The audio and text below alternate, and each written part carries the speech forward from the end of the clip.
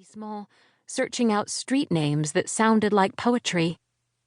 Rue du Roi de Sicile, Street of the King of Sicily.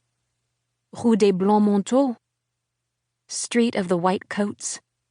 Rue de l'Arbre Sec, Street of the Dry Tree.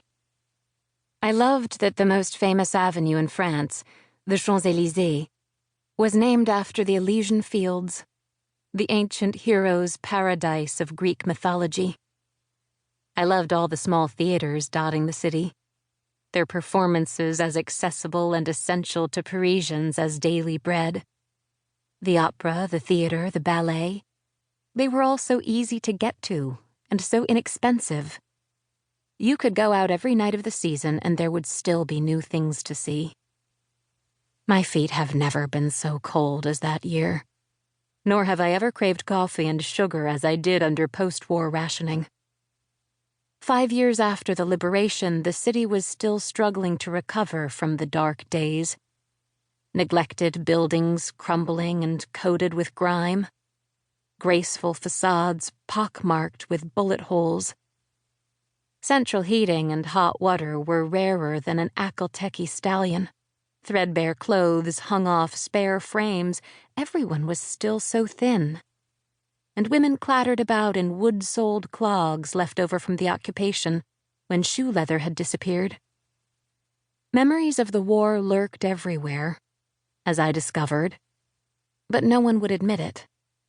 Even as the mood grew steadily more hopeful, the Marshall Plan fulfilling its promise, fine food in the shops again and tourists flooding back to the hotels on the right bank and left, the ghosts drifted among us. I tried to ignore them. I wished they would disappear. Sometimes I could lose myself in a gallery at the Louvre, or the wild jazz of an airless basement nightclub in Saint-Germain-des-Prés. But then, a flinch at an unexpected knock on the door. The recoil at the sight of a single boiled potato on a plate.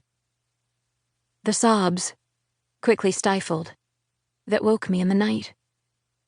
Eventually I came to understand that accepting the ghosts was part of loving France, too. But this is not a ghost story. Or if it is, I am also among the ghosts.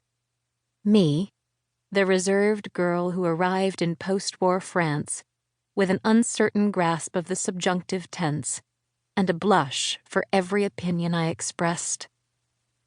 I hadn't known what to expect from a year abroad in Paris, but some of what I'd hoped for came true. Freedom from Mummy's critical eye and Daddy's adoring one. The unending wonder of travel in Europe. Even a love affair. One morning I woke from a dream. A dinner party in the carved, wood-paneled dining room of a grand château.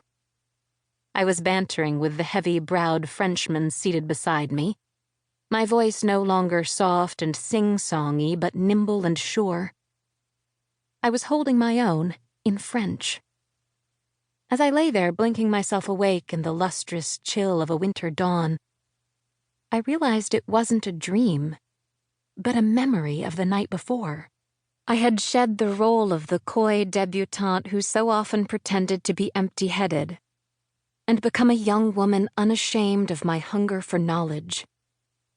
I loved it the most of any year of my life.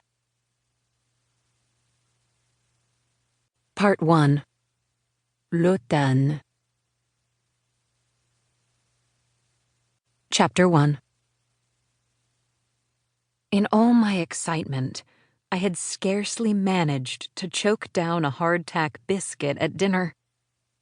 It was September 1949, and I was hanging over the ship's rail with a couple of other Smith girls, hoping to spot the port.